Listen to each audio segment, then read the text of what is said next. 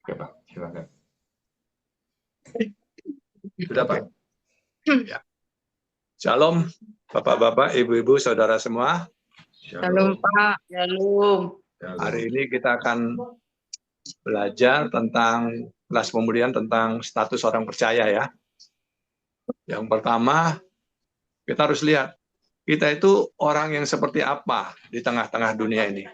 Di semua kondisi, keadaan, situasi yang kita hadapi secara pribadi, keluarga, atau komunitas, atau apapun. Gimana status kita di tengah-tengah dunia ini? Ya. Coba dibaca Matius 28 ayat 18. Kemenangan Yesus. Nah ini sekarang saya minta Ibu ini nih, Bu Sagala yang baca nih. Matius, Sagala. Matius Mulai 28 ayat 18 ya, Pak. Ya, mulai dari kata bahas ini ya, kalimat di atasnya. Status orang percaya ini. Ya. Kecil banget. Nggak kelihatan. Besarkan Nggak Bu ini. kelihatan. Coba besarkan sedikit, Jo. Besarkan ini. Ibu aja yang narik gambarnya gini Udah, apa aja. udah. Ya, udah. Oke. Udah. Kemenangan Tuhan Yesus. Ya. Matius 28 ayat 18. Yesus memberkati mereka.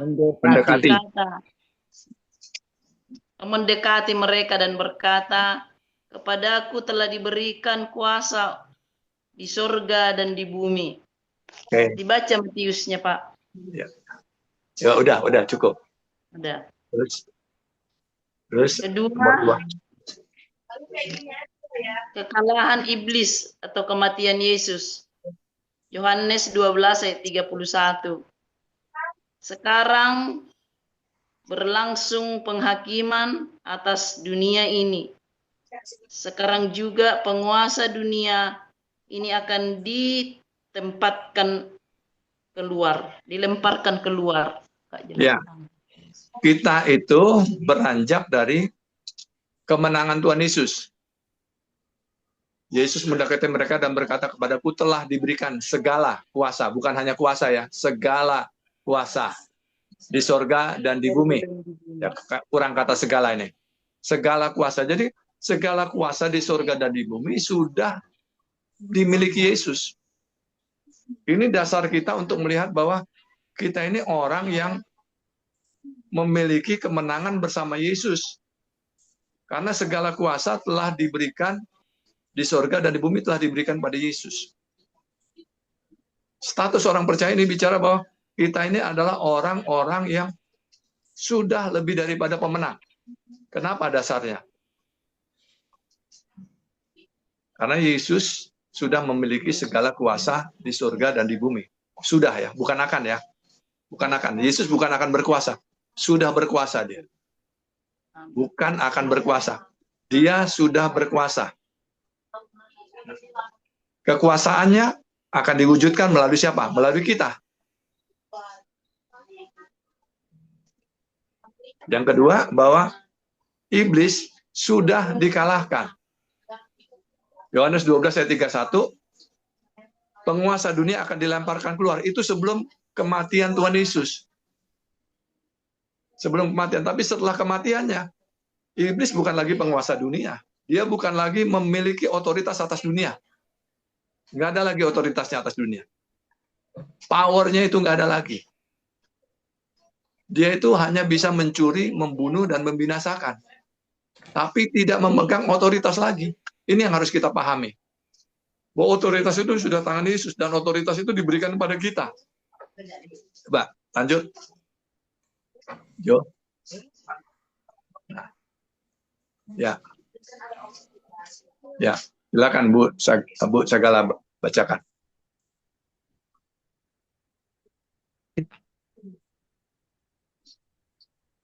Ya, lanjut Bu Sagala.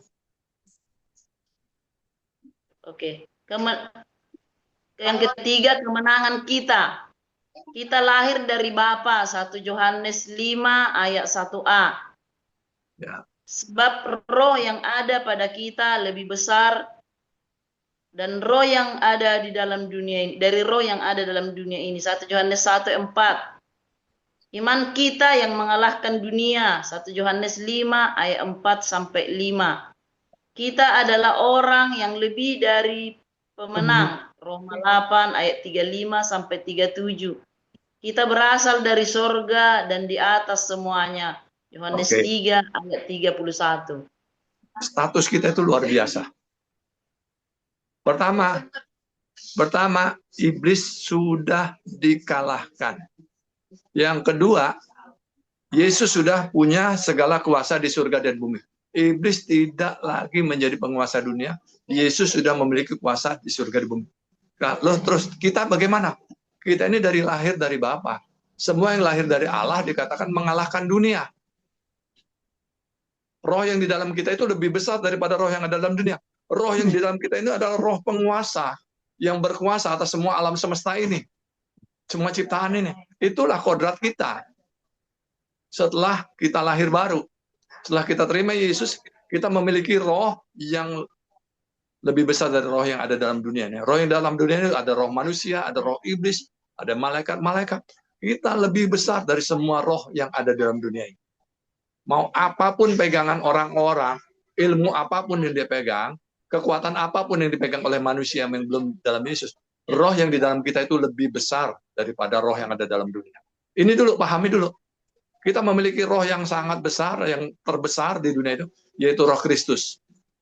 Roh Bapa dan roh Yesus dan roh Kudus. Nah, kita lahir dari Bapa, yang lahir semua yang lahir dari Allah mengalahkan dunia. Bagaimana cara kita mengalahkan dunia? Iman kita. 1 Yohanes 5 ayat 4-5. Dan inilah kemenangan yang mengalahkan dunia. Iman kita. Siapakah yang mengalahkan dunia selain mereka yang percaya bahwa Yesus adalah anak Allah? Jadi iman kita yang mempercayai bahwa Yesuslah anak Allah, Yesuslah yang sudah jadi manusia seperti kita, yang sudah mati dan bangkit, dan sudah memiliki segala kuasa di surga dan di bumi. Karena itu, di Roma 8 ayat 35-37, coba dibaca. Bu Plasma, tolong baca. Roma 8 ayat 35-37. Sebentar ya Pak Bun. Apa boleh? Nah, belum siap. Siapa yang sudah siap? Siapa yang sudah siap? Nel.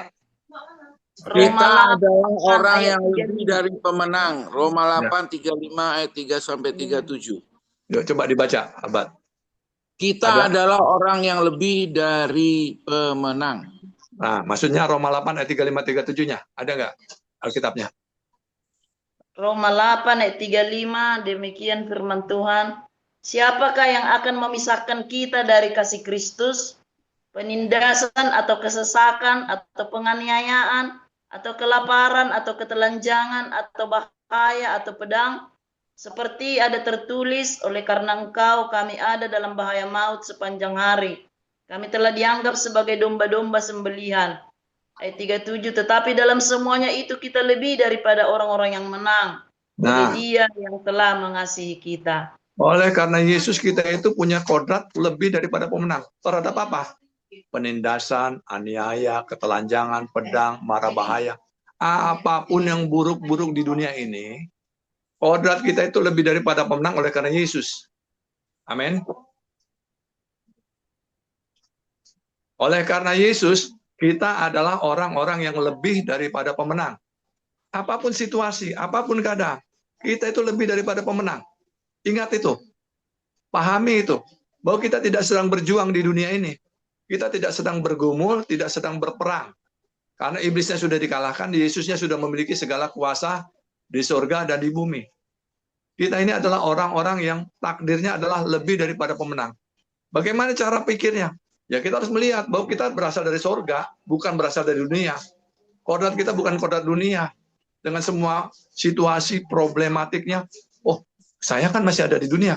Benar, tetapi kita tidak melihat dan memandang segala sesuatu menyelesaikan dengan cara duniawi. Kita melihatnya di dalam kebenaran firman Tuhan.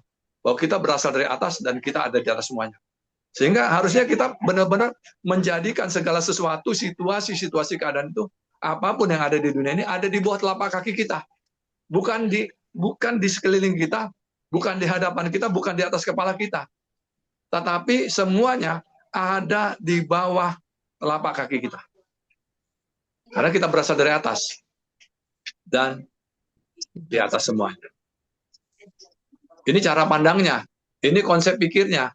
Ini kebenarannya. Nah, bagaimana ini melatihnya?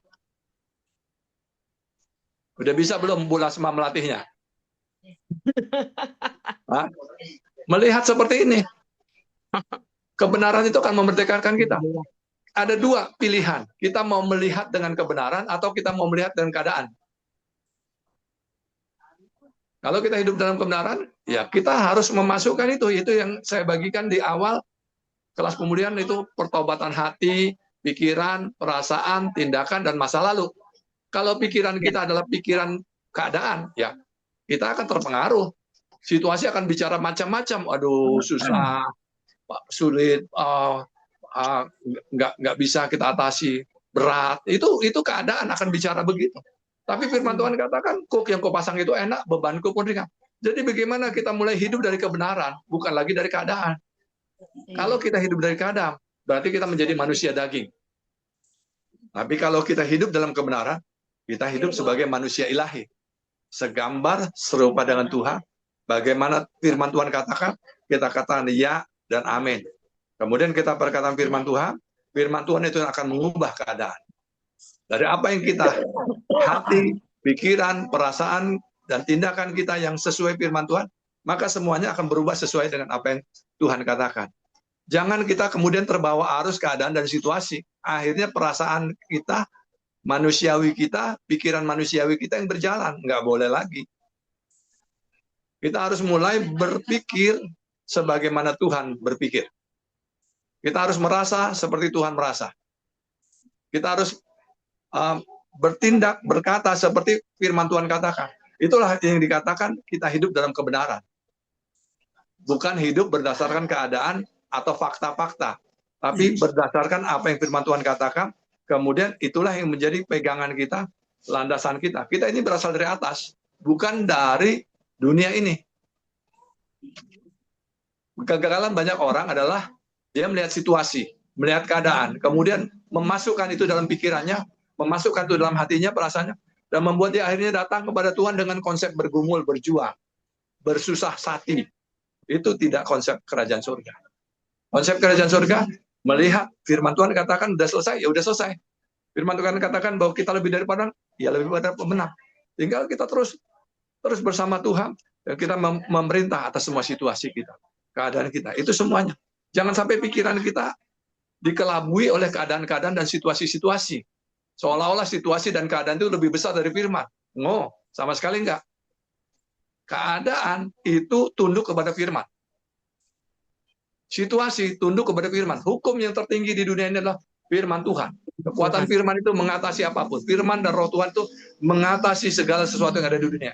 Kalau firman Tuhan katakan kita ini lebih daripada pemenang, ya katakan kita lebih daripada pemenang. Amin. Amin. Jangan pernah mengatakan situasi lebih hebat daripada firman.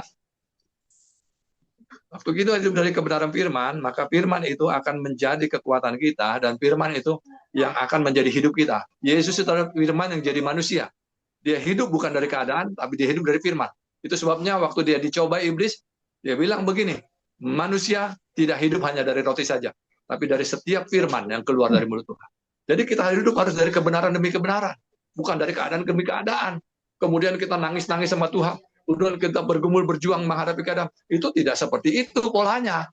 Kita ini ditetapkan lebih daripada pemenang. Lebih daripada pemenang. Sebelum keadaan itu datang kepada kita, sudah ada kemenangan yang diberikan Tuhan kepada kita. Itu konsep lebih daripada pemenang. Oke, lanjut lagi.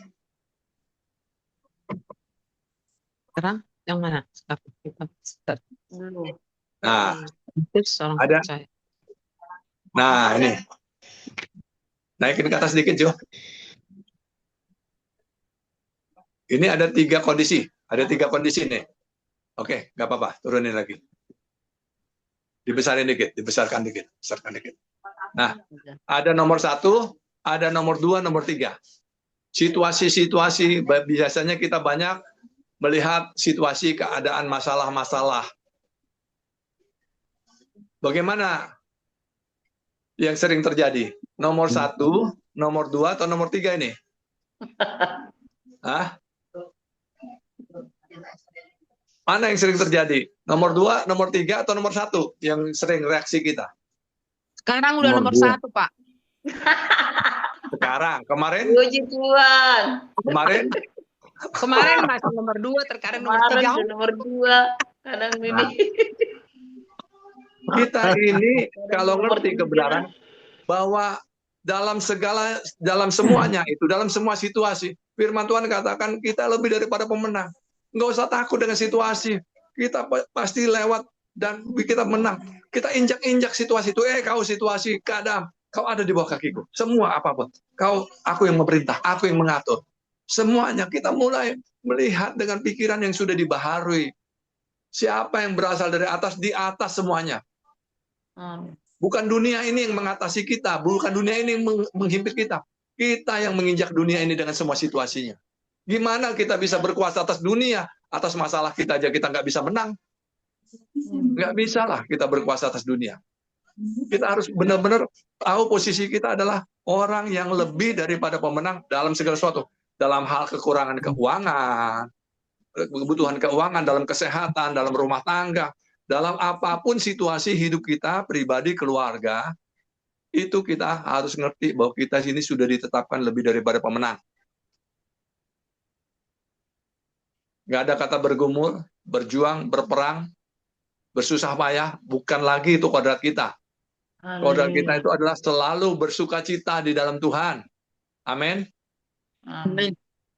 Udah susah aminnya ini karena 3 minggu nggak cium ini. Balik mana? Balik lagi pola lama. Kayak karet aja. Kita harus ngerti nih. Kita itu lebih daripada memang ini pelatihan. Bagaimana kita menghidupi firman waktu demi waktu. Jam demi jam. Hari demi hari. Haleluya. Aku lebih daripada pemenang. Kita harus perkatakan. Gambar diri itu harus kita perkatakan. Kita ini lebih daripada pemenang. Apapun situasi itu menjadi kemampuan untuk kita menjadi tambah kuat. Situasi itu bukan menekan kita. Kita injak terus menjadi landasan kita. Menjadi pijakan kita.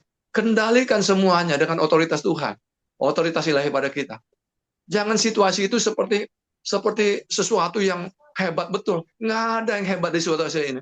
Semua situasi itu, waktu kita katakan firman, maka situasi itu harus sesuai berjalan dengan firman Tuhan. Waktu badai ada di antara murid-murid, waktu di perahu. Sepatah kata Yesus saja menyelesaikan badai itu. Waktu kita punya iman bahwa kita ini lebih daripada pemenang, kita tinggal memperkatakan. Di atas gunung kudus Tuhan kita perkatakan bahwa semuanya beres, semuanya bagus, semua indah, semua selesai. Itu pola pikirnya. Amin. Itu konsepnya. Jadi harus nomor 1 kita ini. Semua situasi itu di bawah kaki kita. Baru kita bisa memerintah bersama Kristus. Kalau itu kita sudah biasakan situasi apapun, kita akan telan habis, kita akan kuasai, kita akan kendalikan, kita akan buat semuanya seperti yang Tuhan mau. Barulah kita ini ada pada posisi status yang benar. Bukan seperti nomor 2. Masalah itu sepertinya menekan kepala kita. Pusing terus kepala kita dibikinnya. Atau situasi itu menghimpit kita. Wah, sesak napas lah kita jadinya. Itu bukan nomor 2, nomor 3 bukan bagian kita. Nomor 1 bagian kita. Kita di atas semuanya. Semua situasi kita kendalikan. Bagaimana mengendalikannya? Di alam roh dulu. Di alam roh dulu. Posisinya harus kita melihat diri kita itu ada di atas semua situasi. Rumuskan semua situasi apapun. Apa masalahnya? Ini masalah keuangan apa? Masalah anak apa? Masalah apa? Situasi apa? Firman Tuhan bilang apa? Semuanya beres. Semuanya selesai. Segala perkara dapat kutanggung di dalam Dia yang memberi kekuatan padaku. Sudah. Dalam semua situasi itu, aku lebih daripada pemenang. Haleluya. Terus perkatakan. Sampai kita melihat bahwa diri kita memang di atas situasi itu. Itulah yang harus mulai dilatih. Melatih manusia ilahi kita supaya kita benar-benar adalah orang yang lebih daripada pemenang. Karena memang itulah takdir kita. Kita lebih daripada pemenang. Bagaimana caranya? Mengubahkan fakta dunia, fakta-fakta yang mungkin katakan semrawut, kacau balau, kayaknya mau menekan, mau menghimpit kita. Gimana caranya? Ibrani 11 ayat 3 bilang, apa yang kelihatan terjadi dari yang tidak kelihatan. Apa yang kelihatan terjadi dari yang tidak kelihatan. Kalau di alam yang tidak kelihatan kita sudah kalah, hati kita, perasaan kita, pikiran kita sudah kalah, maka yang kelihatan juga kalah kita. Tapi kalau kita melihat segala sesuatu sudah kutakluk, semuanya sudah di bawah kaki Kristus, semuanya sudah beres, sudah kita bersikap sebagai orang lebih daripada pemenang. Yakin betul bahwa kebenaran ini sudah menjadi bagian kita. Maka kita bersikap sebagai orang yang lebih daripada pemenang. Di alam fisiknya akan terjadi itu. Apa yang kelihatan terjadi dari yang tidak kelihatan. Hal-hal fisik ini terjadi dari hal-hal yang di alam roh dulu. Dengan hati, Roma 10 katakan, ayat 10, dengan hati orang percaya dibenarkan dan dengan mulut orang mengaku dan diselamatkan. Hati percaya, mulut mengaku. Hatimu harus menang dulu. Hatimu harus benar-benar memposisikan sebagai nomor satu ini. Baru nanti mulutmu mengaku dengan yakin. Jadi tidak asal mengaku, hati percaya, mulut mengaku. Rumuskan semua situasi, taruh itu di bawah telapak kakimu, dan katakan bahwa engkau lebih daripada pemenang. Amin. Amin. Kok aminnya lemah ini, Bu Lasma? Amin. Amin. Jangan lemah. Jangan, keadaan ini pelatihan untuk membuat kalian itu mengerti dan menghidupi kebenaran firman Tuhan dari fakta hidup sehari-hari. Hidup kita sehari-hari itu adalah arena tempat kita mempraktekkan firman Tuhan. Biasanya masalahnya, masalah anak, masalah ekonomi, masalah kesehatan, masalah situasi-situasi masa depan. Kan begitu aja kan? Itu kan? Seputaran itulah kira-kira persoalan. Sebenarnya persoalan itu gampang sekali bersama Tuhan. Tidak ada yang sulit bersama Tuhan. Kalau kita mengerti kebenaran, apapun itu bisa kita atasi dengan kebenaran firman Tuhan. Oke, lanjut. Iya. Bagaimana cara berpikirnya supaya kita tidak ada dalam terhimpit atau tertekan? Cara berpikirnya. Oke, silakan. Abadi Purba, tolong. Ya Bang. Ya, tolong dibacakan. Pola cara berpikir. PS kesempatan itu Bang. Ya. Segala situasi apapun bentuknya kita harus memandang sebagai kesempatan atau peluang untuk maju, meningkat, berkembang, dan melihat Tuhan menyatakan kemuliaannya. Ya, jadi pola pikirnya, oh ini kesempatan. Tuhan pasti menyatakan kemuliaannya. Jangan menjadi ciut. Kalau kita menjadi ciut, pasti lemah. Tapi kalau kita melihat, oke, aku punya Tuhan yang besar. Oke, Yesusku sudah menang. Oke, semua situasi sudah di bawah kakiku. Semuanya beres. Pasti selesai. Waktu kita menyikapi seperti itu, semuanya pasti selesai. Waktu istri saya kemarin mengalami situasi saraf kejepitnya kambuh, sementara kebutuhan kami harus berangkat ke Solo dan kemudian ke Malang, itu satu perjalanan yang tidak pendek. Ya kita percaya saja. Dia hanya bilang, Tuhan aku mau ikut. Dia bilang. Tapi situasinya 2 hari sempat lumpuh. Tetapi karena percaya, saya berkatakan, oh kamu sehat. Ya perkatakan. Itu kejadiannya seminggu sebelum berangkat. Tapi dalam waktu seminggu itu, prosesnya Tuhan kerjakan kemajuan-kemajuan, Tuhan berikan hikmat bagaimana memperlakukannya. Akhirnya dia bisa berangkat, pulang, dan sampai hari ini kesehatannya makin lama makin baik.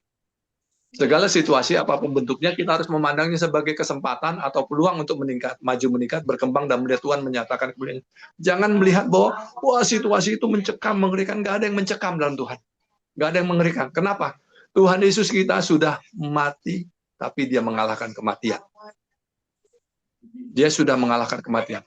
Roh dia yang ada di dalam kita, itu membuat kita bisa menang terhadap apapun yang paling buruk. Amin. Amin. Oke, lanjut. Bukan sebaliknya menjadi sebuah kesempitan, tertindas, terhimpit, terjepit, atau tersesak. Untuk memperoleh hal ini perlu dilakukan memandang kepada perkara-perkara yang di atas, di mana Kristus ada. Kolose 3 ayat 1 sampai 3. Ya. Terus. Kolose 3 ayat 1 sampai 3. Coba dibacakan.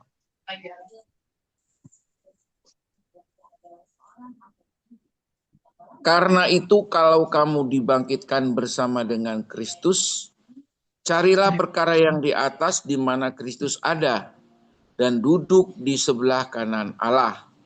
Pikirkanlah perkara yang di atas, bukan yang di bumi.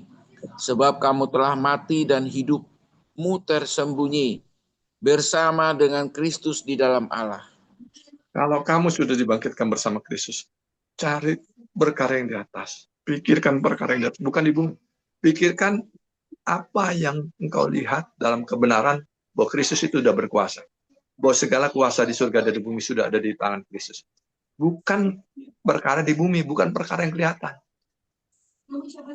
Cari dan pikirkan perkara yang di atas. Kita harus memandang dari atas di mana posisi Kristus ada di belakang Allah. Berpikirlah sesuai Filipi 4 ayat 8. Filipi 4 ayat 8 berkata, semua yang benar, semua yang mulia, semua yang adil, semua yang suci, semua yang manis, semua yang sedap dengar, sebut kebajikan dan patut puji, pikirkanlah semuanya itu. Jadi kita harus berpikir dari atas, yang berpikir yang benar, yang mulia, yang adil, suci, manis, sedap dengar, sebut kebajikan dan patut puji. Itu yang harus dilatih.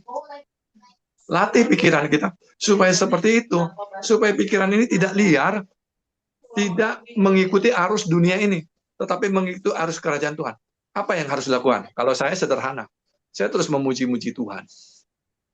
Saya terus membiasakan diri untuk melihat kebesaran Tuhan dan mengatakan Tuhan kau buat dahsyat. Terus saya mulai memuji Tuhan, memuji Tuhan. Waktu saya terus memuji Tuhan, roh saya itu makin lama makin diangkat ke atas. Saya merasakan bahwa saya mulai melihatnya dari atas. Waktu saya memuji Tuhan, saya berkata Tuhan kau besar, hebat. Saya mulai perkatakan firman Tuhan. Tuhan yang dahsyat, luar biasa. Waktu saya memperkatakan kebenaran tentang keberadaan Tuhan, kuasanya, kedahsyatannya, keajaibannya, maka semua situasi-situasi makin lama makin tidak punya pengaruh apa-apa. Tapi makin kita perkatakan situasi itu, kayaknya itu akan makin mengurung kita. Benar nggak? Betul, Pak. Ya, betul. Perkatakanlah kebesaran firman, kebesaran Tuhan, perkatakan firman, puji sembah Tuhan. Agungkan dia, muliakan dia, perkatakan firman-Nya, kebenarannya, maka kita akan melihat semuanya itu beres. Mulai kita mengucap syukur, Tuhan terima kasih, ini udah bagus, sudah selesai. Aku bersyukur. Aku memuji, menyembah Engkau, melihat kebesaran-Mu, kedahsyatan, keajaiban-Mu luar biasa. Terus kita perkatakan itu, maka hadirat Tuhan akan memenuhi kita, dan hadirat itu membawa kita kepada keberadaan Dia berada. Bukan lagi dikungkung situasi kita. Tapi kita dikungkung hadirat Tuhan. Amin. Itu cara praktisnya. Memuji, menyembah Tuhan. Melihat kebesaran Dia, memperkatakan firman Tuhan.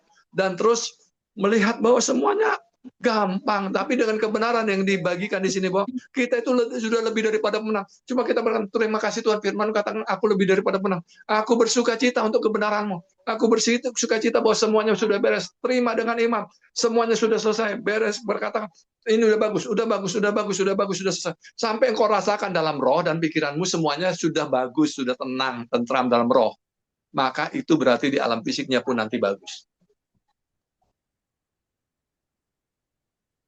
Sudah jelas, cukup jelas ini bagaimana caranya. Pikirkan perkara di atas, memuji menyembah Tuhan, supaya hadirat Tuhan memenuhimu. Hadirat Tuhan itu terus ada pada dirimu. Engkau memuji Tuhan. Memuji Tuhan bukan harus dengan puji-pujian yang harus dengan lagu. Engkau bisa memuji Tuhan dengan mengatakan, Tuhan terima kasih, Engkau besar, Engkau ajaib. Haleluya, aku bersuka cita karena aku punya Bapa yang hebat, pencipta langit dan bumi. Yesus yang sudah mengalahkan maut. Yesus yang dahsyat yang ada di dalam diriku. Perkatakan kebenaran Tuhan yang kita tahu, dan kemudian kebenaran ini akan memerdekakan kita. Ujian penyembahan itu akan membuat kita naik ke atas. ke dalam hadirat Tuhan. Membebaskan pikiran kita. Perkataan kita yang kita puji, kita katakan pada Tuhan, itu akan membuat hadirat Tuhan memenuhi kita dan membuat pikiran kita terbebas dari semua himpitan-himpitan di alam roh. Pikiran perasaan kita. Amin. Jelas? Jadi konsep pikir menolong, tetapi cara praktis adalah dengan cara memuji menyembah Tuhan. Waktu kita memuji menyembah Tuhan, roh kita naik ke hadirat Tuhan. Jadi artinya kita naik bersama-sama dengan Tuhan ke atas tahta Tuhan dan kita melihat semuanya di bawah kaki kita. Sering nggak kita rasanya pusing 7 keliling melihat begitu banyaknya persoalan-persoalan? Sering. Sering kan? Sering. Oke. Tahu nggak bagaimana cara mengatasinya? Nyanyi, puji Tuhan. Puji Tuhan, letakkan itu di bawah kaki kita. Perkatakan, perintahkan keadaan. Ini harus jadi bagus. Waktu kita perintahkan, maka situasi itu akan terjadi seperti apa yang kita perintahkan. Ya, itu caranya. Itu caranya. Waktu kita memerintah atas semua situasi, memerintah atas semua keadaan-keadaan kita, maka kita menjadi orang-orang yang berkuasa atas apapun yang ada di sekitar hidup kita. Kita perintahkan, begini. Kita perintahkan, semua situasi itu kita perintahkan. Harus jadi bagus semua. Semua keadaan bagus, orang-orang bagus. Jangan menjadi kacau balau. Tuhan berfirman, jadilah terang, maka terang. Kekacauan itu diatur bertahap. Nah, kita melakukan itu di dalam tindakan iman kita, perkataan kita untuk mengatur semuanya dengan otoritas ilahi. Tapi yang harus kalian ingat bahwa kita sudah di atas semuanya. Oke, lanjut.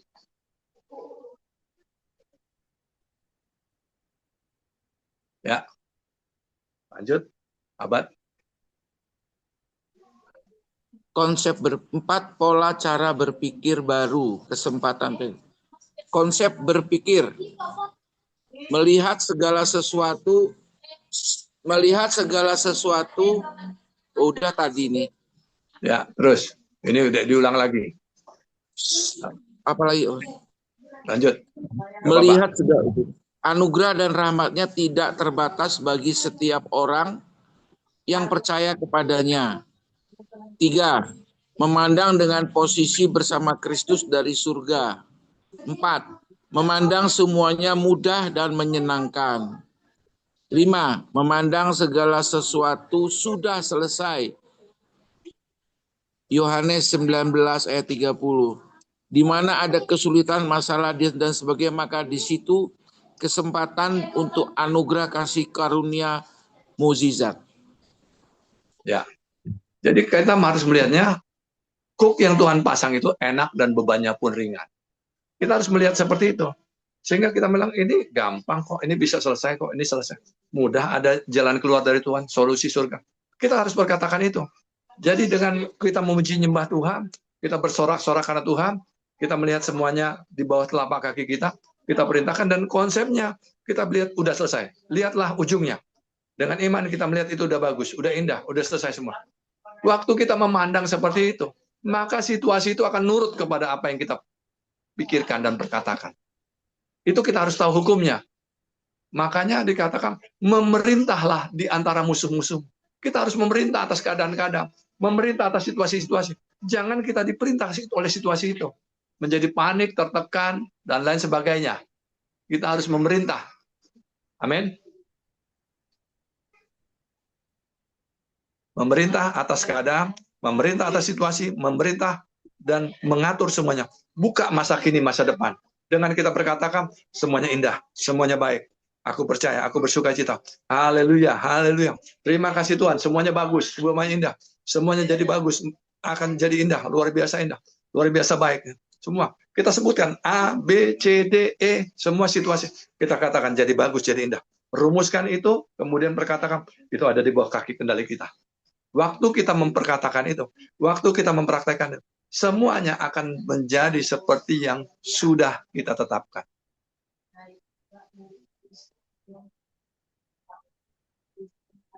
Oke, masih ada lagi, Jo? Atau ini udah yang terakhir ya? Oke. Oke, saya kira udah yang ini. Jadi intinya, Pemerintahan Kristus yang belum. intinya udah. Ini bukan, ini udah enggak, udah membangun manusia ilahi sudah. Jadi intinya, jangan pernah mau di posisi tertekan. Jangan mau di posisi terhimpit. Posisi kita adalah lebih daripada pemenang. Kita itu ditetapkan untuk bersukacita, berhaleluya tiap waktu. Haleluya. Bergirang-girang dalam Dia. Kodratmu itu adalah kodrat yang mengalami kasih karunia berkat. Kalau ada situasi-situasi yang menghimpit, itu ada iblis di balik itu. Ada si jahat di balik itu yang mau membuat kita terpuruk dan kacau balau. Pencuri datang mencuri, membunuh, binasa. Mulai katakan, iblis, kau jangan coba-coba ya. Kau tidak berkuasa lagi. Minggir kau dari seluruh hidupku. Minggir dari rumah tanggaku. Minggir dari bisnisku. Minggir dari urusanku. Kita mulai berkatakan itu. Sampai kita bisa bilang juga, minggir kau dari negaraku. Minggir kau dari semua dunia ini. Kau tidak punya urusan atas apapun. Akulah yang berkuasa atas semua situasi. Aku berkuasa, aku perintahkan. Nyah. Semua situasi yang baik datang. Yang merusak lenyap, yang membangun datang. Mulai kita perkatakan itu. Waktu kita perkataan itu, perkataan kita akan berkuasa, bekerja. Yang merusak lenyap, yang membangun datang. Semua menjadi baik, tambah lama, tambah baik. Harus kita perkatakan itu. Jangan kita mulai, aduh ruwet ini, aduh ini. Jangan, mulut kita itu adalah kunci pembuka berkat atau kunci pembuka kutuk. Kalau mulut kita berkata berkat, maka berkatlah yang terjadi. Tapi kalau mulut kita berkata susah, wah repot, waduh kacau, itu nggak boleh ada kata-kata itu. Bahasa-bahasa kita adalah bahasa dari surga. Siapa yang berasal dari atas, dia di atas semuanya. Siapa yang berasal dari surga, dia berkata-kata dengan bahasa surga, bukan bahasa dunia. Amin. Baik, masih ada pertanyaan nggak ini? Untuk diskusi. Gimana? Bu Sagala? Haleluya. Ini prakteknya loh. Prakteknya ini. Jangan sampai nanti kalian banyak dengar, prakteknya kurang. Harus praktek. Karena kebenaran demi kebenaran ini akan memerdekakan kita. Kita itu lebih daripada pemenang. Dalam hal apapun, dalam hal rumah tangga, dalam hal kesehatan, dalam hal keuangan, dalam hal hubungan-hubungan, dalam apapun. Sampai nanti kita berkuasa bukan hanya untuk diri kita, tetapi berkuasa untuk semua situasi-situasi di alam semesta ini. Kita memerintah. Tapi memerintah itu karena kita sudah posisinya ngerti, berkuasa penuh. Tidak dikuasai. Tidak dikendalikan oleh situasi dan keadaan. Tapi kita yang mengendalikan. Kita itu bukan objeknya, tapi kita itu subjeknya. Kita itu yang mengatur, mengendalikan, bukan kita yang ditentukan di dunia ini. Kita yang menentukan. Itu dulu.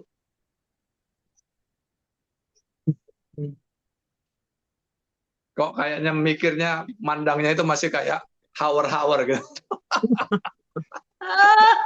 Masih sering dikendalikan oleh situasi.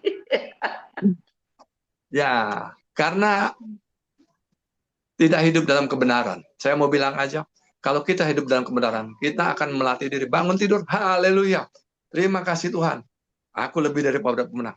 Aku bersuka cita. Gambar diri itu diperkatakan lagi. Berkatakan gambar diri. Berkatakan semua yang ada pada kita itu. Bersama Tuhan kita itu dahsyat loh, luar biasa. Nanti diulangi lagi itu semua pelajaran-pelajaran dari yang kelas pemulihan. Diulangi lagi. Sehingga nanti paham bahwa kita itu lebih daripada penekanan, memang harus dilatih roh kita ini. Jangan sampai kita dihimpit oleh keadaan, atmosfer situasi, perasaan-perasaan yang dari alam roh ini. Kalau kita ngerti alam roh, kita harus tahu alam roh itu harus kita kendalikan. Jangan sampai alam roh itu buruk. Alam roh itu harus jadi bagus. Kita yang mengendalikan alam roh.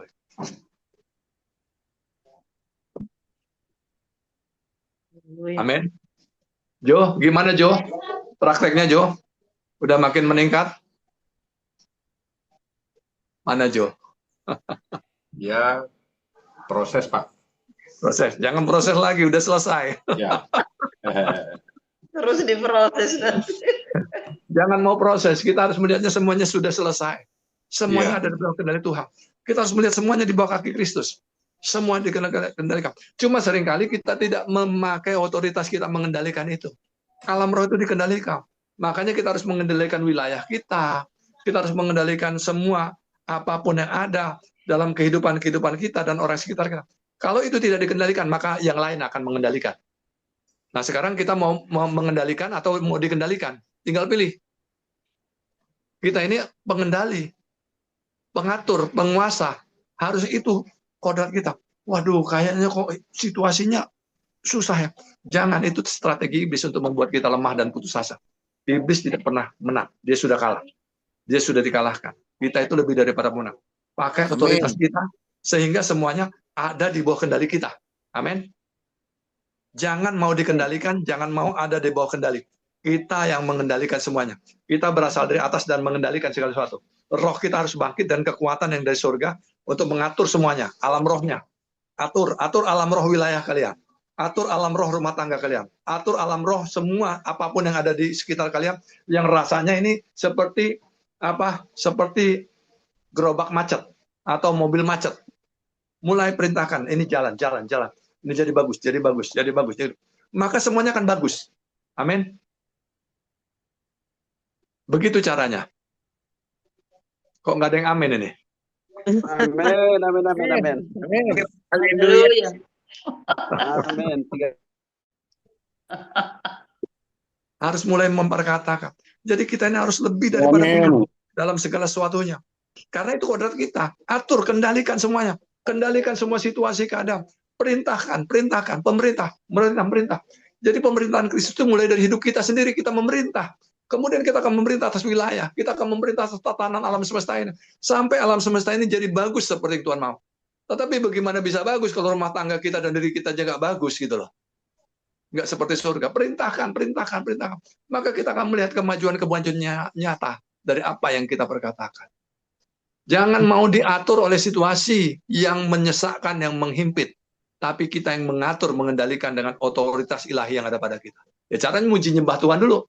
Bagaimana caranya? Muji nyembah Tuhan, katakan Tuhan besar. Sampai hadirat Tuhan itu kita rasakan memenuhi kita. Sampai firman Tuhan itu mulai bernyala-nyala dalam kita. Baru setelah kita rasakan itu bernyala, kita mulai perintahkan. Ini berhenti. Stop. Tapi kalau kita sudah on fire tanpa muji nyembah Tuhan, kita bisa perintahkan itu. Jadi lakukan itu. Otoritas ilahi itu perlu kita terus telatenin. Jangan sampai situasi-situasi masih ada yang tidak kita kendalikan. Itu akan jadi bola liar. Akan ada situasi yang dipakai dan ditunggangi iblis untuk menghantam kita. Karena makin kita ngerti kebenaran ini, makin iblis lihat kita orang berbahaya bagi dia. Makanya jangan lalai, jangan turun, kendalikan. Siapa anak-anakmu? Pegang alam rohnya. Kendalikan dalam nama Yesus. Jadi bagus, semua bagus. Ini bagus, ini bagus, kondisi bagus. Aku katakan bagus semua, bagus. Maka semuanya bagus. Amin. Semua situasi apapun. Tapi itu dimulai dengan alam roh wilayah, pegang. Surga terbuka untuk wilayah. Surga terbuka. Jangan sampai pemerintah, penguasa, penghulu gelap di sana, roh jadi udara masih bergentayangan.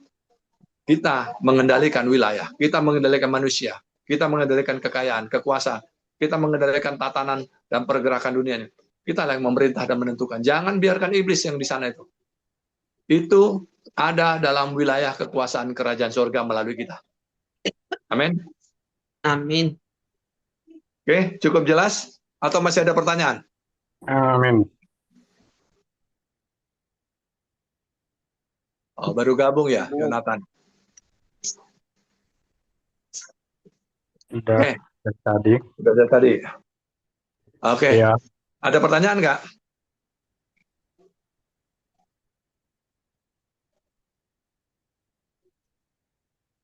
Kalau nggak ada pertanyaan, atau ada kesaksian, Yonatan mau sampaikan sedikit? Ada?